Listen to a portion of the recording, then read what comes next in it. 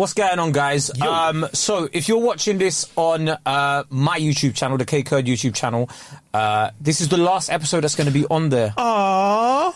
Because we're gonna go over to the Ain't Got a Clue podcast YouTube page. So if you're watching this and you're a fan of Ain't Got a Clue, head over to that page and start pressing subscribe. That way you can be up to date with all of the new episodes. We've got some big name guests coming through as well. So yeah, just transfer over there. It's the same podcast, but new home, innit? Just makes life easier for you. Watch it on there. Go and subscribe. The link will be in the description. It is Ain't Got a Clue podcast's YouTube page. Thank you very much. Hey, yo, what's going on? It is Ain't Got a Clue. We are back for a new year. Not new me, same old podcast. Same old fuckers, My New Year's resolution is to be me, but better. That's everyone's. Everything I was doing. No, just do everything I was doing, but like 10 times better. Just do it Even more, the innit? negative stuff. Sleep in later. I'm going to be more hungover. I'm going to do even more procrastination. Essentially that, bruv. Get me? So if you ain't signed up to the Patreon, go and do so. It is popping off on there right now. For the price of a coffee. It's not even a coffee anymore, man. It's not. It's double espresso is £2.20. For £3 a month, you get extra episodes. You get like behind the scenes content and stuff. And hopefully you make us really rich in the process, because we still owe money for these cameras. And I'm not even breaking even on the parking that I spent.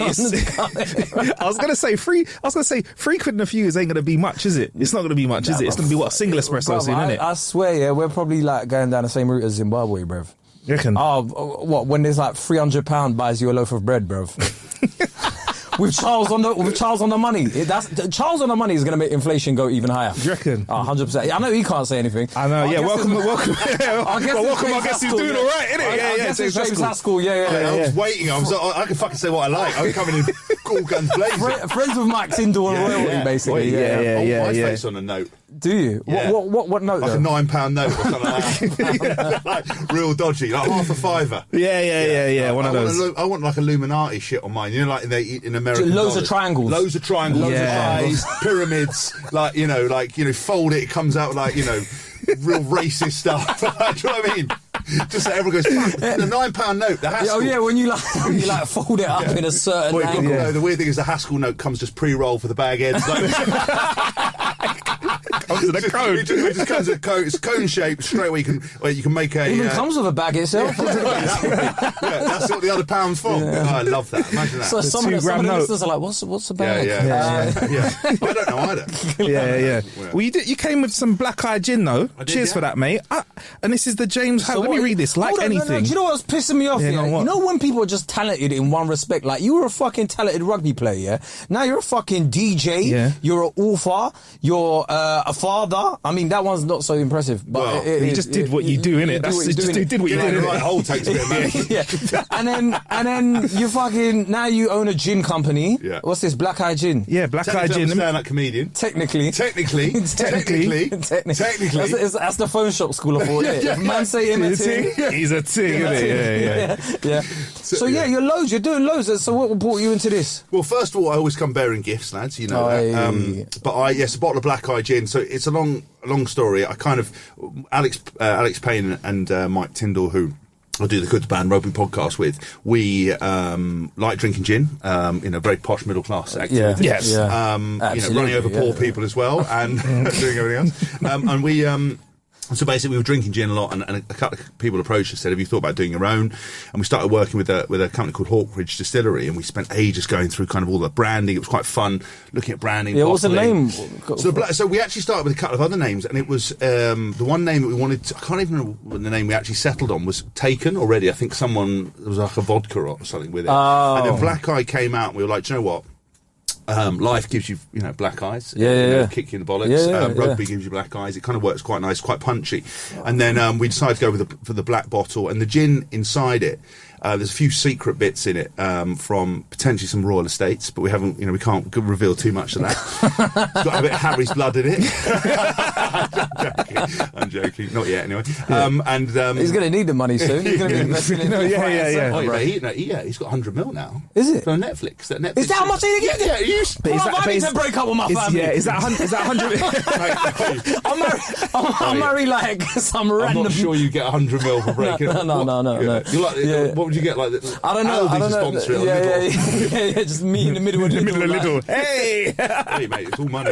But so the gin's unbelievable. We launched it on the tour, and we haven't really done a lot with it. It's been quite a slow burn, but people are absolutely loving it. So I thought I'd bring it along. I've started gifting it to people that I like. And you want to drink this at 10 a.m. in the morning while we're recording this, James, on the pod? Is that what you want to do? I could do. It's a bit of a punchy start to the day. I've got to go and do a strong start to the day. 7 hours anyway. To be fair, like he's an early riser. Are you? Yeah, I'm 5 a.m. kind of guy.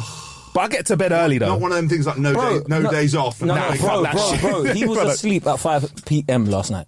Oh, fine. Yeah. So he gets. I needed to be though. You're looking good though. You feel like that.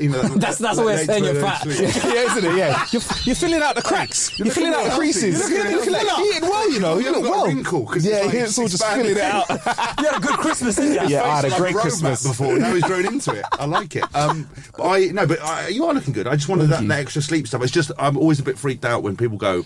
I wake up at 5 a.m. because it's a terrible time in the morning, and like someone like The Rock, who, as you imagine, is my idol. We've had chats about it. But he talks about like no sleep and getting 2 or 3 hours. I'm like, that the risk of getting under 5 hours sleep raises your chance of dementia and Alzheimer's. Yeah, but if you're on steroids, I was going to say the steroids will get you out of bed. The steroids will get you out of bed. The steroids will do a lot. Like if you're on like any ephedrine and all of that shit, bruv, he's on every fucking thing known to man, bruv. Allegedly. I'm not allegedly, bruv. I'm not getting sued on this one.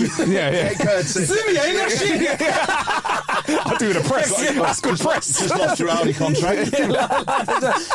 No, I mean, he alludes that he's natural, innit? We were having this chat. Do you know what? He can't allude. He can't. You know what? Say he's natural. He cannot say he's natural looking like that. At 50 looking like that. No, he doesn't. He looks better now. Like, and I've said this before. He looks better now than he did when he was wrestling. And when he was wrestling, he was young. Yeah. Like the joints were supple. In the WWE, which they all look like friggin' cartoon characters anyway. It's that Terramana tequila and what's that other other energy drink? What's it? Just tequila and that soul drink.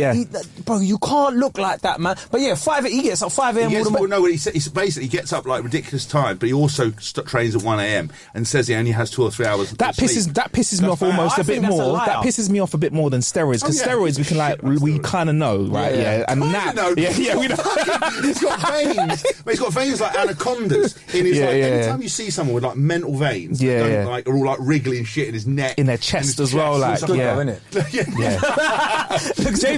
is like, what? James is like, what is he on? But I've thought about. Imagine if I did do gear, what I'd look like. Just absolutely. Would you do TRT? Do you know what? Well, this is what I was going to say. Was going to follow on. So, obviously in America, because they're so way more health conscious, right? Yeah. So the TRT, the growth hormone, and someone like Tom Cruise uses a hyperbaric chamber, like, wherever he goes. So he's got Eddie Hall's got one of them. Eddie Hall's got one of them. So sleep in a hyperbaric chamber. How big is his fucking hyperbaric chamber?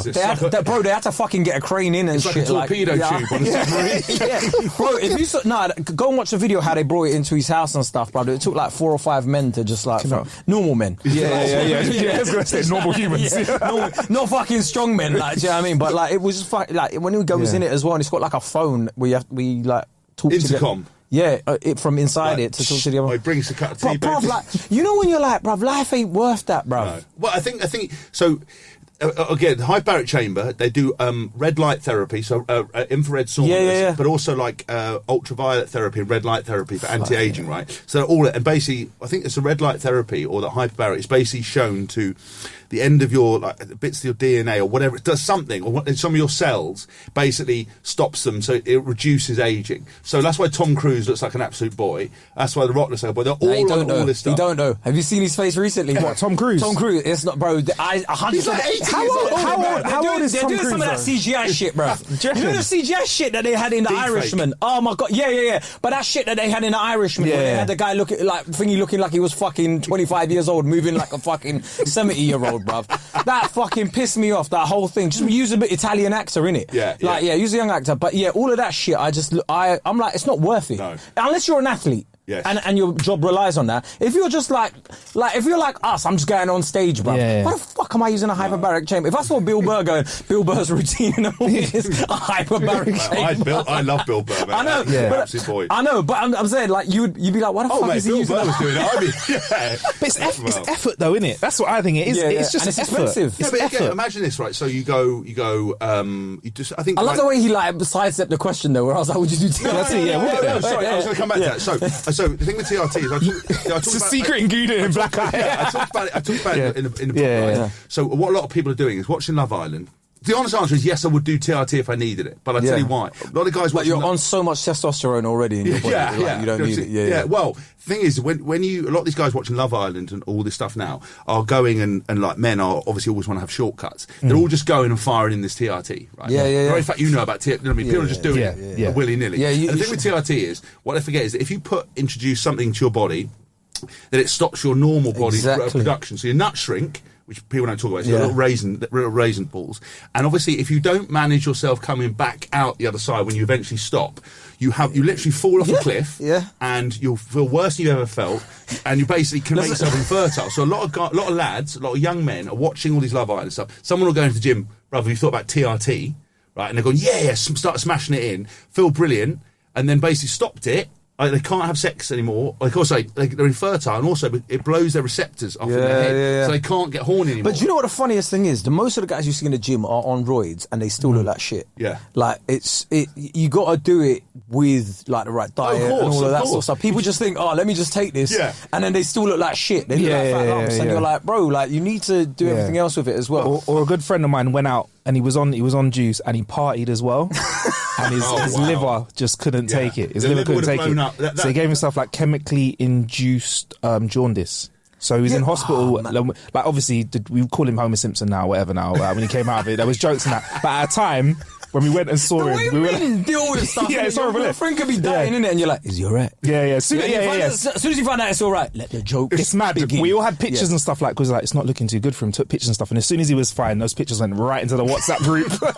I remember when Babatunde came out, bro. The amount of some pictures I sent him, screenshots of like fucking thing. I was like, "This you, yeah? This you, yeah?" I was sending him screenshots of him in the jungle looking like weird and stuff, and he's like, "You're a dickhead, bro." I can't forgive Babatunde for saying I'm a celebrity. Get me out of here. You can't forgive him. Why? Because what the fuck, bro? It's like there's like two women just flying off the side of that building, and he didn't even step out. It's like he's on next week. He's on next week. You got a message for him? We'll send it to him. Say, look, I thought he was brilliant. I loved him. He liked Mike. He liked Mike, which is good. Mike's a mate, but mate, you can't be saying I'm a celebrity. Get me out of here. Like I cussed him for that, but it is what it is, isn't it? Like, what do you mean? It is what it is. He's that high up, tied to a thing. He's not going to foot like. But that's what I was saying to him. He's like, but bro, when you're there, everyone always says when you're there. I've been there, done that. No, I'm not saying. There you go, brother. I didn't even get close. Like, I did not one thing on that. When I did I'm a Celebrity, I got close to saying I'm a Celebrity. Not. Is there something that you think you wouldn't do? Because some of the stuff that they wheel out for you to consume and that is just a bit mad. Eating that fucking random blended shit, that would fuck me up, innit? Really? I'll do it, but it would fuck up my insides. The blended stuff I could do. My belly's going to be doing remixes. Well, you say that because you're on those rice and beans, right? Everyone's real nervous. When we first went into the camp, everyone's like sitting there, and obviously the dunnies, like I went into the shit camp to start with, and the dunnies obviously is like it's like just hole in the ground with like a chemical toilet. It's pretty smelly as it is, and you're just like. You know, who's going to drop a bomb first? There's a load of birds around, so you're just a bit nervous. You don't want to go, it's like date one. Like, like date three, you share a hotel room for the first time. You're going down to the lobby to drop a bomb. Date free hotel, my guy. What are you saying, baby? Holiday Inn chief next to the motorway. I get a Ginster slice, a blower, and then fuck off around the corner. I'm joking. Married man, James Haskell, by the way. My wife, when she listens to this stuff, she goes, "Why do you always make jokes about shagging up?" She does that all the time. She listens to good bad. You don't know what happens on tour now. Men will be men. Relax, babes. I know it's true. She'll be like, "Don't call me babes. Stop being a cunt." Also can't say that, so stop being an idiot. Why can't we say that now? Is it? In America, because I've been hearing about that in America now. Is that going to happen over here now? Because I feel like that's an interesting, because that's a British bit of slang. That is embedded, especially up north. Yeah. What you doing, you fucking cunt? Yeah. Like, you know what I mean? It's just proper key, like East End. But in America, they just, it's the worst word. Yeah, it's like, oh my god, did you hear what he said? Yeah. Like, it's I don't know, but they're more religious in it. Yeah. So I think there's elements of that shit. I normally never say that. I just got very relaxed. That's what we do to people. Yeah, and then we get a message, mate. Like, can you? Mate, I didn't want to say that. Can I a bit about putting blood in the bottle? You know about Actually, I don't care. I mate. Just, the thing is, though, usually, I wouldn't even fucking mind. But do you know what it is? Because this book launch is coming out. I just want to keep it low profile. I actually don't care. But I mean, you can bleep the C-bomb out only because I would never use it. But it's just what my wife would call me if she caught me. But so you got a new book out, right? Okay, 1 second, bruv. This is your 7th or 8th book? 7th book. Is this the only one that's not about your life? No. You know, like ex-rugby stars or whatever. Like, I've got 7 autobiographies. Yeah. Big man, just they're chapters. Yeah. My fucking life's like the Bible, bro. Like Encyclopedia Britannica. We're only on chapter 7 of my life, and there's 30 chapters within chapter 7. Oh my god! It's not. So what are the other ones about? What a flanker was life, which you need to read because you're a comedian. You pick up a few lines from it. Oh, is it? Yeah. Let me come on your podcast. I've got another podcast called Moose D. She'll come in on. I promise you. No, you'll get a voice of mate, great to see you. Just favour, just take a couple of bits out of the show, and also I'd love to have you on the pod. But no, so the first 3 were. First one was a guide for young players on how to play rugby. Second one was kind of a training bible, fat loss, muscle gain. Kind of home workouts, 130 recipes. That was a cash grab. No. That went with the workout plan as well. That was a cash grab. If you want to look like me, you're not looking like him, bro. If you don't want to do the TRT, come and eat a salad, right? That's basically what we got. And then basically the fourth one was What a Flanker, which was my autobiography, which kind of went crazy. Ruck Me was the follow up to that because it went so crazy. These are all rugby puns. For Americans, like, what the fuck? Ruck Me? We've got a few international listeners. Is this like the new cunt? Is this the new cunt word? So what's ruck is ruck? Yeah, Ruck Me. Okay. Well, I wanted to call this one Scrum on my face, but I thought that wouldn't go down too well. But then this ain't getting any times best in a couple of years of James like, I'm doing the sex tape now. I'm doing the sex tape run. That's going to be my one. Are you going to do a tour for it? Yes. Well, okay. So can we whip out the book? Let's put it up for YouTube. This one is completely different. This one is completely different. This was about mindset, and it's called Approach Without Caution: 5 Pillars to Take Control of Your Life. But why should I listen to you?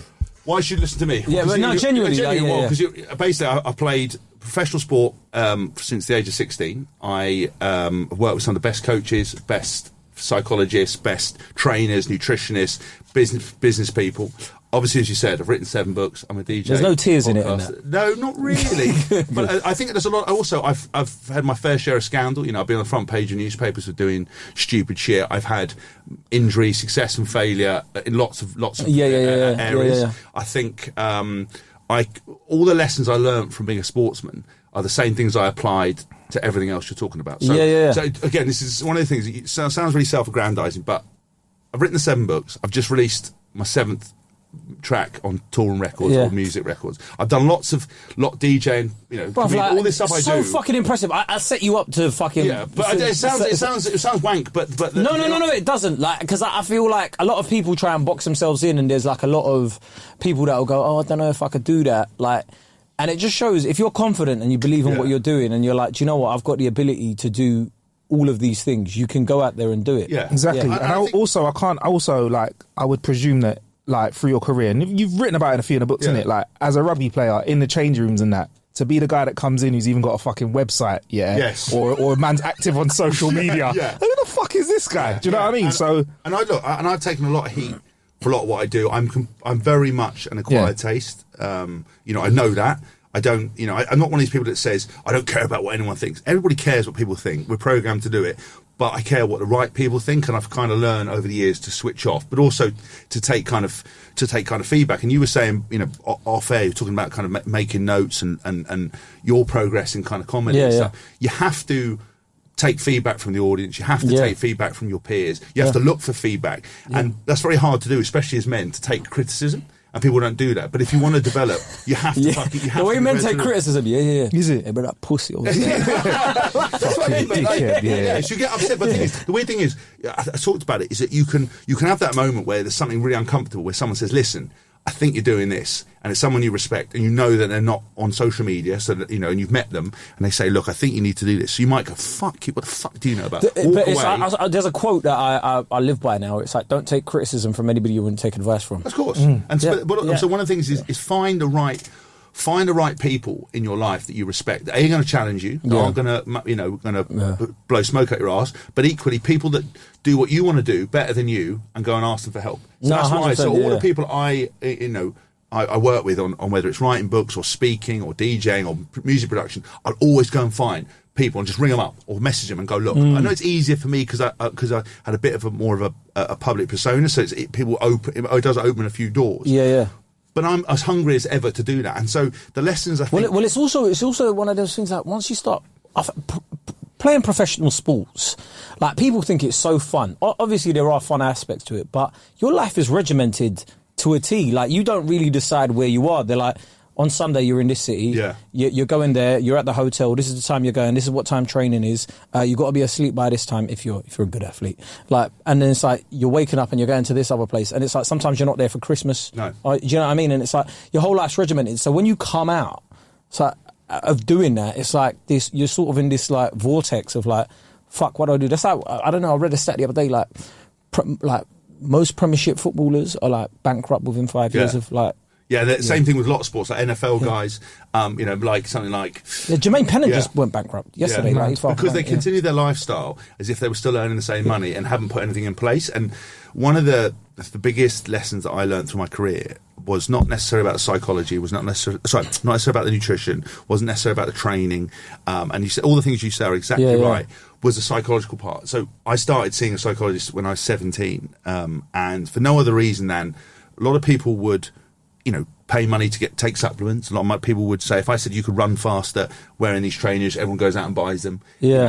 But nobody was putting the work in mentally. And so when you that is mad that you're saying that. Like even now, like, imagine even other comedians, right? If I said to you, you know what, one of the things you could help with performance was maybe some of the mental side of it. Just looking at the analysis of how you performed, say your body language, say how you dealt with bombing, how you dealt with your organisation, all the things that you would take for granted, you can change through speaking to someone, finding the right person with the right tools. But if you ask me from 17 to I'd say 28, if you ask me in a change room, any team, England, Wasps, Stafford, whoever it was, and said how many people are talking to a psychologist, I'd say I'd be one of two. Up until I was 28, I'm 37 now. But that's what I'm saying is to have the foresight to even go to a psychologist, because I know it's all big now. Everyone's like, oh yeah, mental health's amazing. But like back in the I'm not even back in the day. 5 years ago, like if you spoke about mental health like that openly, or you'd have said, Rio Ferdinand was saying it recently. He's like, if he saw anybody going to a therapist when he was playing, he'd have been like, this guy's weak. This guy shouldn't be. And playing also, don't forget, this is rugby as well. I know. Right? This is a sport, and these lot run into each other head first with no padding on. Do you know what I mean? They all shit on each other's chest for fun. Like, and that's in chapter. What's that in? Is that in chapter 6? Why is rugby like? Why are rugby lads so mad when you go drink it? Because no other sports like that. Okay, well, when you lot start centipeding each other. Centipeding. Oh my god! James is like, how do you fucking know? I went to boarding school, so I know all about centipeding. The chaplain was on one end, the PE teacher was on the other, and we were in the middle. The vicar. See what happens when someone says the Lord's Prayer, mate. Our trousers come straight off. I'm joking. Pavlov's dogs. Or am I? That's the next book. No, but let me deal with the first part of that. So the psychological thing is, I think, is particularly interesting with men, right? Is that people say it's weak, right? But I've always been very honest about it, right? So I obviously have a lot of bravado. I obviously have a lot of the way I conduct myself, but I've always been very honest about it. So I've always said, listen, if I'm having a bad day, I'm having a bad day. If you ask me how I am, I'll give you an honest answer. I've never shied away from going, listen, I was seeing a psychologist, and the reason and it could have been as simple as, right, looking at how I learn shit. So if, say, for example, you're going through a move in the team and you aren't really getting it right, and the coach is like, fuck's sake, just do as I say. I might not be the person that can learn from being told. I might have to be a visual learner. So suddenly you start understanding, how can you ask people to help you if you don't even know how you learn? And then it could also be as simple as, after you come out of a game, and now, especially now with social media, you go online and people say you're shit, and that you wear that for days. How do you're always going to wear it, but how do you get back on track quicker? And all these things are the tools that I just watch people in every walk of life struggling with. And I listen to my friends and family, and everyone's got a fucking excuse, and everyone's got a reason why they can't do what they want to do and why they shouldn't do it. And I just went, you know what? Fuck this, I'm going to go and speak to someone. And as I spoke to someone, I discovered that I had more stuff going on than I thought, because everyone's got stuff going on. Everyone in this room, people have got stuff going on. Do you know, it's like people are like, oh, you discover so much about yourself. Bro, I'm a cunt, innit? I'm a horrible person. Yeah, but I've had that in regard. You know, when I joke about people being like an acquired I know. Through like self-analysis and talk, like I know my limitations. I know what I'm prepared to and what I'm not prepared to do, and also how I am. And I think for me that's really important. And so, a lot of what can be solved in your own life, especially with this whole new year, new you shit, is actually looking at yourself and putting some work in on the mental side. And you don't need to have been fucking touched by a priest at school to have to go to have a meeting. You don't need something tragic to have happened to you. You just need to go, do you know what? I'm trying everything else. What is one area I haven't looked at? And then to answer your question about the shitting on stuff, right? Segue. Let's go. So a lot of people's experience of rugby players is going to university and seeing rugby university who shit on people, who do all this, drink pints of sick, shave each other's head, right? So that's why everyone thinks rugby players are fucking idiots. I've never done any of that. Genuine. Really? I have never done any of that. So I'm been adjacent to it, though, isn't it? I'm actually kind of disappointed. Yeah. He's been near it. Look, we did more. We did different stuff. Like, we did drugs. We did hard class A shit. You remember that, real Peruvian. With Michael Jordan in like The Last Dance, he's like, when he's first time for Chicago, he'd go to the room and have a cigar, and in the other room they'd all be doing cocaine and partying. That wasn't us. But we the fun in rugby, they were probably in a cafe, just drinking coffee. But the thing with it is that look, everyone's experience of rugby players is that, so as soon as you speak to people, they go, drinking mad, that's drinking culture, doing all this crazy shit. I never did any of that. And if I'd been to university, and honestly, which I didn't do, and they'd said to do that, so I tell you, fuck off. I don't mind some stuff, but all those weird kind of initiations, I never had to do any of that.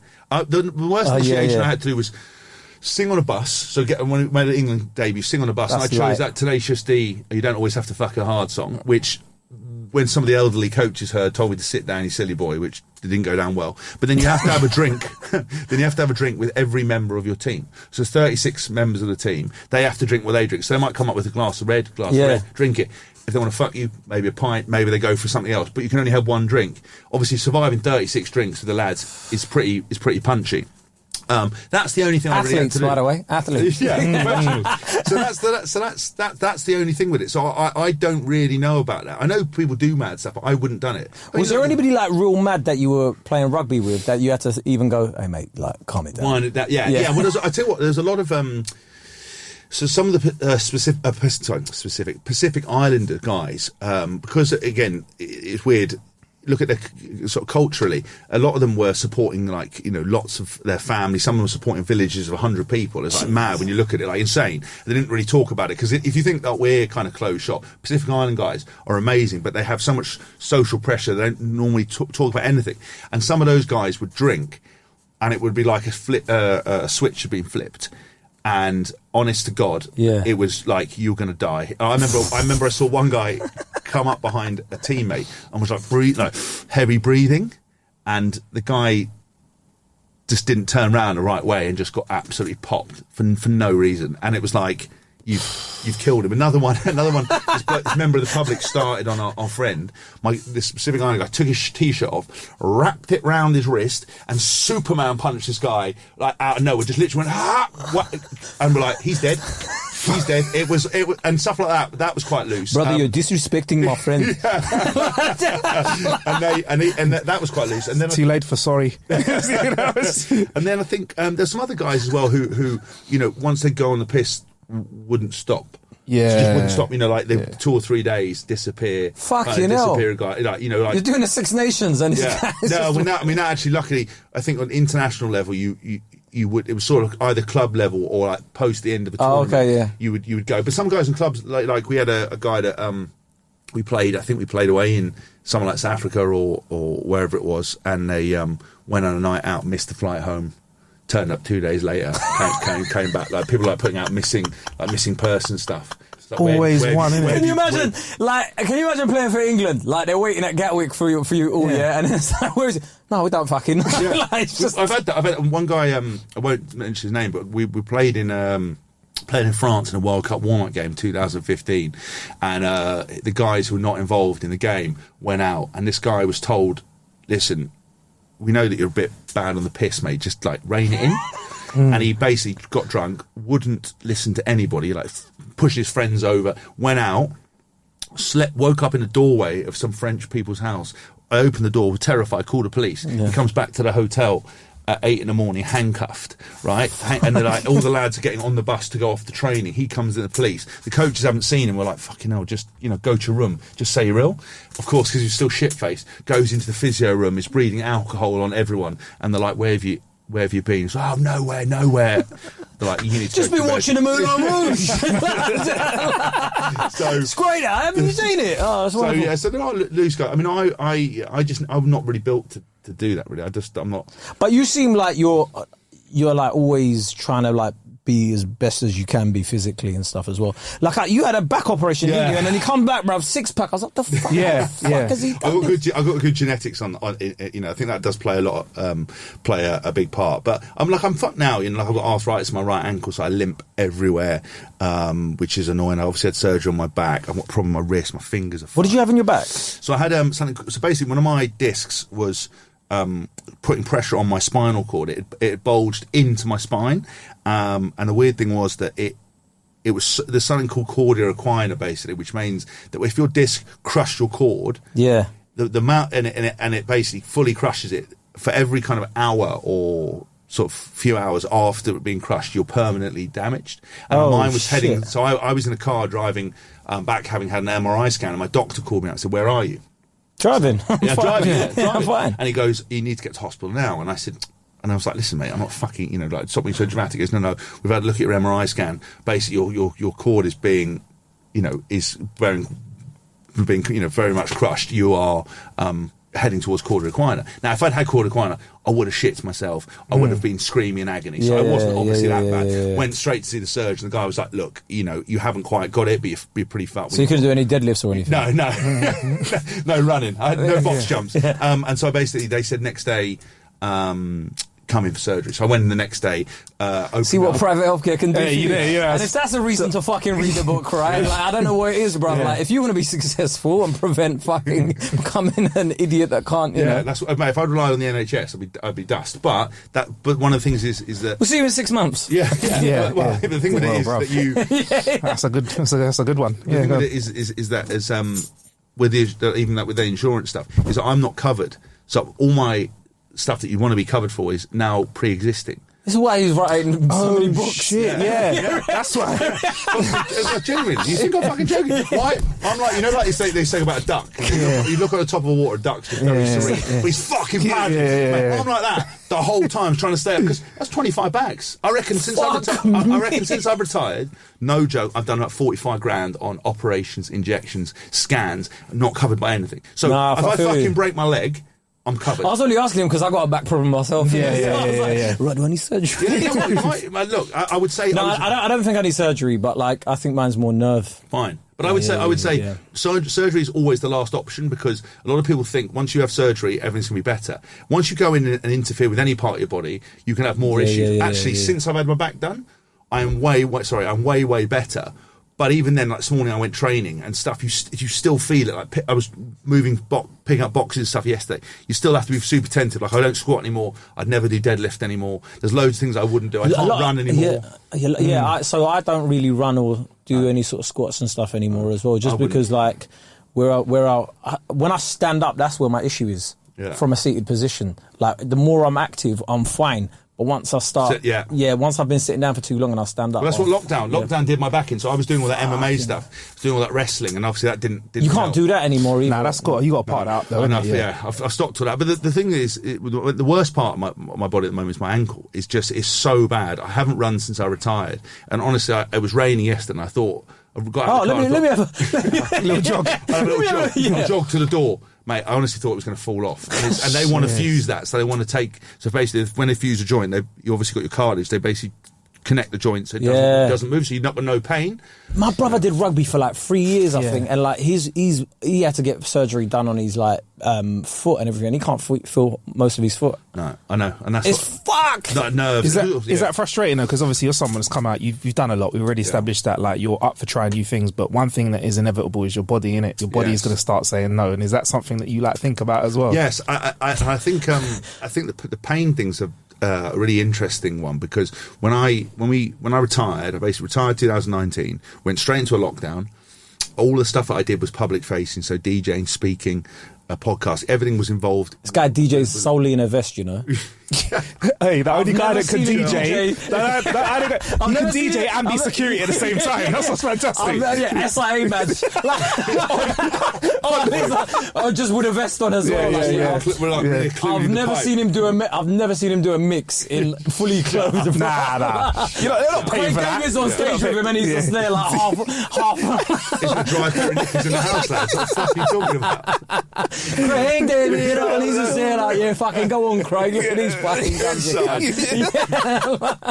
So I've got Cade on the sex line. But it's one of those weird things, because I obviously had all this stuff and then went into lockdown, and I obviously got to the first time to kind of sit and look at what I was doing, and pain was a real issue for me. Yeah, pain in terms of being in pain all day, every day. And it kind of wears on you. And like, of all the things that I do, and I have a very fun life, I get to do cool stuff. But, in being in pain all the time, walking and limping, you kind of become all sort of immune to it. But it's very depressing, because in your mind, I still feel like an athlete. Like when I watch videos, I found some stuff on my hard drive the other day. Not that kind of stuff. No, the other hard drive. That's a sort of hard. Fuck me, I had a lot of fun. One hard drive went into the river. The other one. Can you imagine James actually looking at himself 2018 going, fucking hell, yes, fantastic. That was a good try. That. Oh, grateful. Yeah. Oh no, I thought you were talking about looking at myself. Yeah, that's what I mean. Yeah, looking at yourself. No, I thought looking at myself doing other bits. Look at the DP on that. It's unbelievable. Great hip thrust, incredible work. That's why my back hurts now. Fucking hell, that was mental. I wish they had 8K back then. Mate, that's what the surgeon did. He looked at the back and went, "Fucking hell, that shagger's curse, mate." He goes, "We're going to see that 1 in a million." Man's drilled his back to a standstill, and then he got up and he had a walking stick as well. To no one, mate. But the pain thing is interesting. So I do find it very hard to reconcile being what I am, and talk about it in the book, kind of understanding like what you were and what you are now, and not becoming upset that you aren't what you used to be, but coming to terms with it now and go, right, I can't run, I'll never play rugby again, and I'll never do the things I wanted to do. Did you miss that though? No, not the rugby part, but I miss like the MMA stuff. Like I think I could still maybe go and do some jiu-jitsu and some other bits. I miss being competitive. I'm a competitive person. Like I spent my whole life kicking fuck out of people and getting shit kicked out of me and training and fighting and striving to be better, and life is very simple. If you were good enough, you played. If you weren't good enough, you weren't. Whereas all this world now, in the real world, it's very, ethereal. Trying to be a DJ. Yeah, you're looking at a TikTok, you're like, how the fuck have they got views? That's what I mean. And you're trying to grasp something that you can't get your hands on. It's very it's not tangible. It's not tangible. Even like your career, you guys are smashing it, but it's, if there was a simple pathway, it's quite easy to follow. Rugby has that. Sport has that. Life doesn't. I'm trying to be a DJ here. I'm trying to be taken seriously. But people are saying to me, listen, just find your sound. Like, what's the sound? Well, you'll find it when you know it. Fuck off. That's not advice. Just be you, James. Just be you. It'll just come to you when something's right. You know on Twitter where they always go, would you take £10 million or dinner with Jay-Z? Fuck Jay-Z. Fuck Jay-Z. Wouldn't even fucking ask the question. 10 million, ask me anything. Like 10 million, would you stay with your wife? No. Someone was saying, like, they did a TikTok about it, innit? They were like, when you take the dinner with Jay-Z instead of the TikTok, and they done the Jay-Z impression. They go, "Yeah, man, just be you." Yeah, he's like, if Jay-Z was giving you the advice, he's like, if I was being honest with you, I'd have taken the money. Yeah, that's it. Hey, if I was being honest, I would have taken the cash, G. I'd have helped my mom's out with that money. But it's not. I mean, also the other thing I think when lads sit around talking and they say right, would you shag that bird right for 10 million quid, or would you shag your mate for 10 million quid? I'm like, I'll fucking do it for like 40 grand. No problem. I've said this to a lot of people. Yeah, you know all these hypotheticals where they're like, I'm like, really and truly, if somebody put the real cash in front of you, yeah, you would know your price would dip real quick. Oh, yeah, I'll bang you for 40 grand. Not even. I'm not into lads. I'm not even bothered about it. 40 grand. That's my backup. You got to think of it though. There are certain things you got to go right. If you're being paid a certain salary, or you got to understand levels. Like, so if I'm doing an appearance for somebody and they're paying me 20 grand, I'm not going to shag you for it's no point. And you go, right, what would be quite nice, 40, 50 grand might make that's not. I remember back in school, people were like, would you give Bill Gates a blowjob for his worth? And everyone was going, no. I was like, you lot are liars, bro. Right. Who's that? You remember that one woman who won the one? People go, would you go down for like $1 million? I'll be like, probably do it. Like, we've ascertained 40 grand. It's not even, it's not, if I can wash it and then he's not talking about the money either. He's talking about washing the money. Also, you've got to be clear. That's tax free. Tax free. Yeah, that's. I'm not getting. James has really thought about this. Yeah. He's like, fuck me. Remember, 40 grand. They're taking half of that. How do you invoice for that? Like, what? Right, can you just invoice 40 grand, please? For what? Services to carpet cleaning. That's what it is. Carpet cleaning. So is that a chapter in the book? Yeah. So, do you know what? So wait. What else is in the book? Let me have a look. Do you know what? There's one bit of it, and if it gets a bit too deep, pull us right out of it. You talk about something that I always say to people: we should all talk about more because it's fucking inevitable, and that is death. Yes. Like, so many people don't want to talk about it, but it's the only thing that I can guarantee is going to happen to all of us. Yes. I'm not going to play rugby, yeah. May not DJ, whatever, but we're all not going to be here one day. Was that quite an interesting thing for you to just go, right, I'm going in. It's going in the book. I think it was, because look, the problem with the book is it's very different than what I've done before, and again, kind of having the personality I have, I've luckily been able to navigate both being a bit of an idiot and kind of a joker, and also being quite serious and trying to have those central messages. I think a lot of the world now is very complicated, and I think a lot of people who, for example, didn't have a voice now have a voice, and we're trying to rebalance things, and we're not quite getting it right. And I think a lot of people through social media are given a voice that probably don't necessarily need one, or those who aren't qualified to make changes, because companies and stuff are now bending over backwards and allowing people who really aren't qualified to do anything to change policy, to get people fired. That's where we've gone. We've empowered people who, ordinarily you'd sort of basically used to just shout at each other in a pub or a corner or a field. Now, because you're able to do it in public, people are actually taking notice. And the death thing, I think, was something that really hit me with the COVID situation, is that we live our lives often quite safe. We live our lives we take for granted. We all three of us are young men or youngish men, who, life is in front of you. You don't really have expectation that something's going to come and kick you in the bollocks or something's going to happen to you. And so you shouldn't live life like you're going to die tomorrow. But I think it's a nice reminder that, and COVID kind of showed it, that death's always in the other room. Is essentially, there's a Greek kind of Greek saying, memento mori, which kind of reminds you, look, you're never far away from it. So it's a great way to make sure that you always live your life to the full and you make the right decisions that are going to make you happy. Because I'm 37, right? Hopefully, I think I'd maybe have another 30 years on this earth. We have absolutely no concept of that. So I want to make sure that I'm living every single moment after this is I want, that I'm happy and I'm fulfilled and I'm getting better and I'm progressing. And equally, I want to make decisions that mean that I'm going to have happiness. So things like with partners and relationships and business decisions and things that, you're constantly doing something you're unhappy with.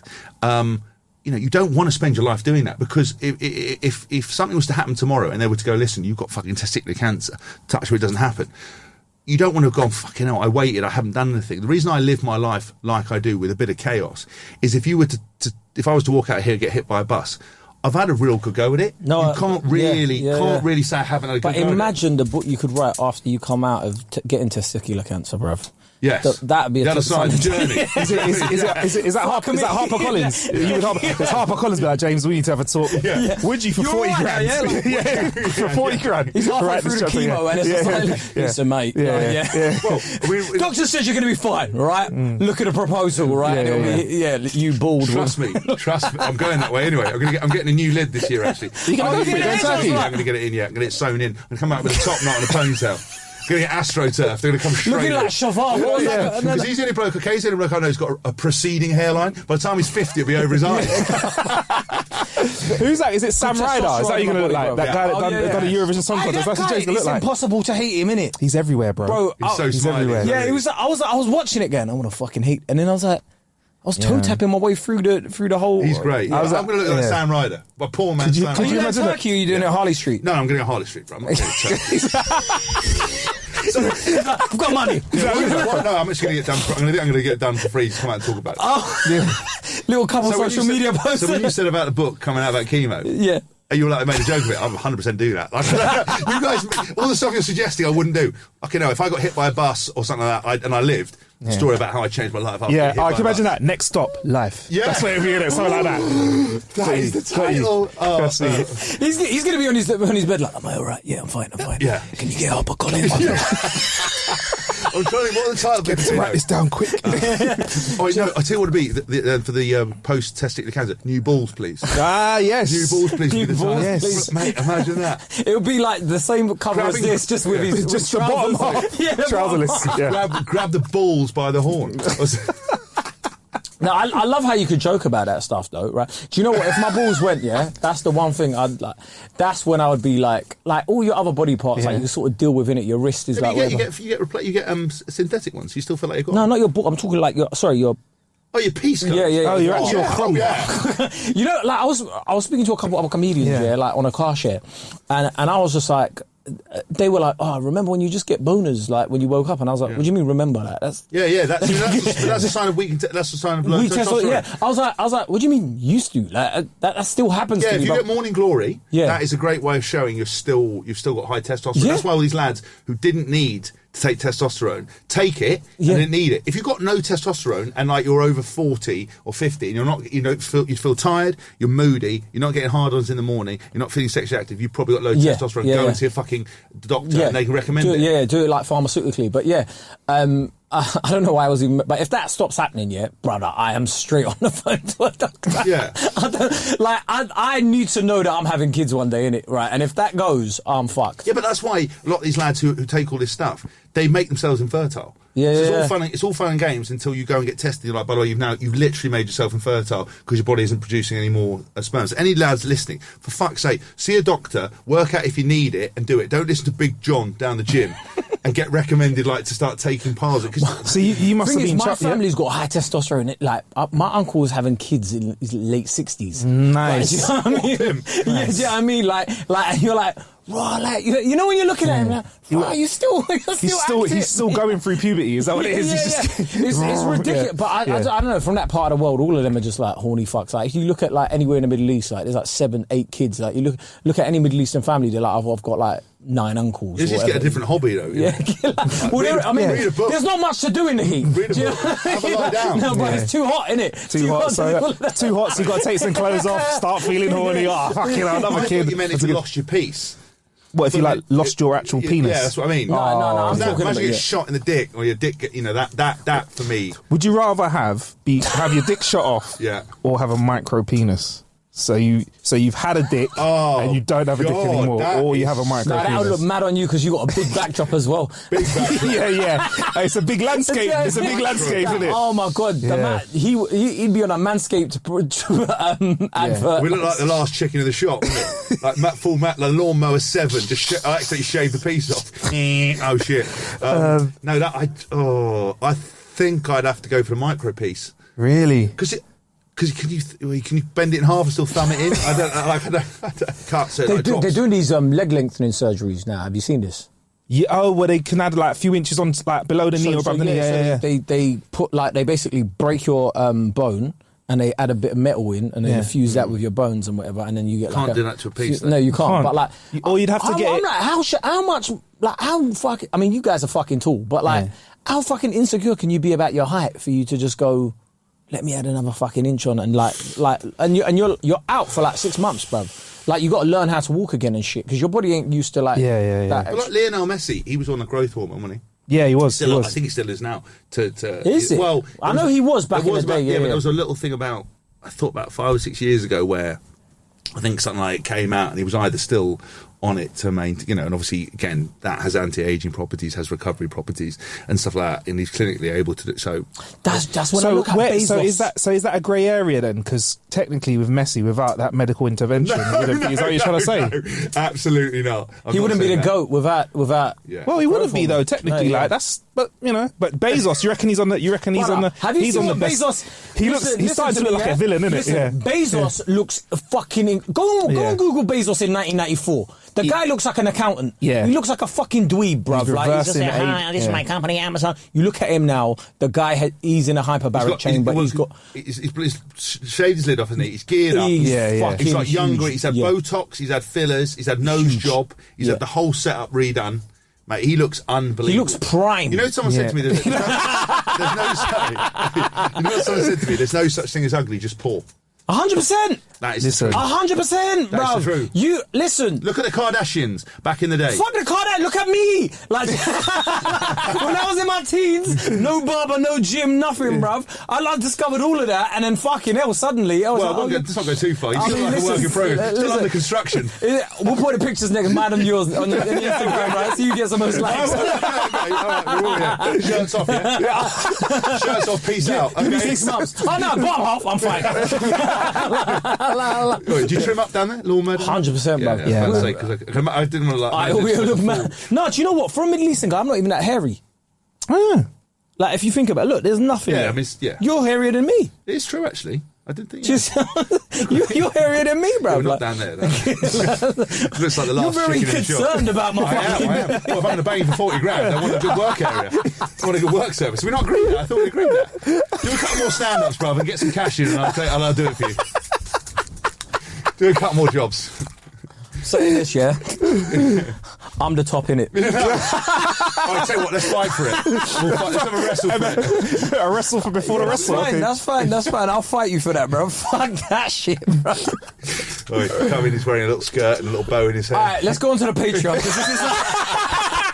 This is Patreon chat, isn't it? It is. I think the whole show's been Patreon chat. Well, Yeah. James, before we go though, book, name, everything. So because we will put a link to it in the description. Thank you. So James Haskell, Approach Without Caution: 5 Pillars to Take Control of Your Life. It's out on the 5th of January. You get it at WH Smith's, Waterstones, Amazon, wherever you want. I think there's some signed copies still available. The links are on my social media under @James Haskell. And if you like the sound of the Black Eye Gin, then head to blackeyegin.com. You got a podcast as well? I've got a podcast called The Good, the Bad, the Rugby, and a podcast called A Moose Douche. I am the douche, where I, on my journey to become a stand-up comedian, I will be interviewing Kay Hearn in the new year. Hopefully. Yeah. Are you doing an audio book as well, right? For that as well? Yes, there's an audio book as well.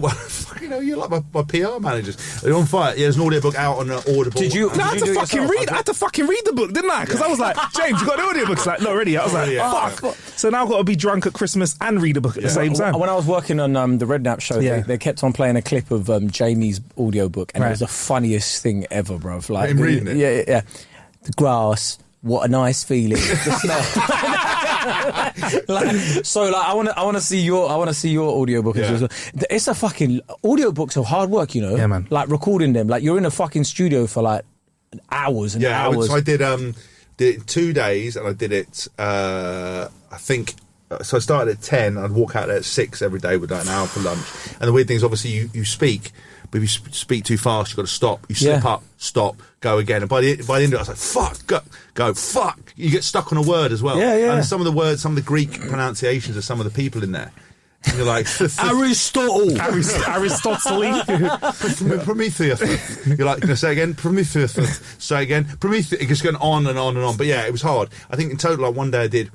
It was like 280 or 290 minutes non-stop of just talking. which is a long time. But I like it when it's the actual people that have written the book. Yeah, hello, I'm James Haskell. Yeah, but when have you seen America? Some of them American books, and then it's like, bro, like, get me a voice that's fucking interesting. I do find that that's a very good point. I listen to a lot of audiobooks, and actually I do switch off if there's an American sort of person reading it, and an American nerd. It's really like personality. There's no personality in it. Soulless. I once found out when the X-Files, back in the day, I listened to an X-Files book and it was an American. It's like, oh my God, you're like, shut up. It's just like, approach without caution, the 5-step plan to take control of your life by James Haskell. Do you do voiceover work? Yeah. Yeah, about to say, I just did Loaded in Paradise on ITV-X. Nice. I voiced the whole thing. Yeah. And that's out right now. Yeah, that's out right now. binge watch it all now. I love that. Do you do a lot of that?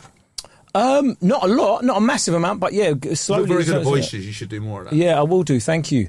Head over to the Patreon now, guys. Yeah, that's it. Yeah, also make sure you follow us. Ain't Got a Clue Pod on Insta. We're on the social medias as well. At James Haskell. Just his name, bruv. That's all I need.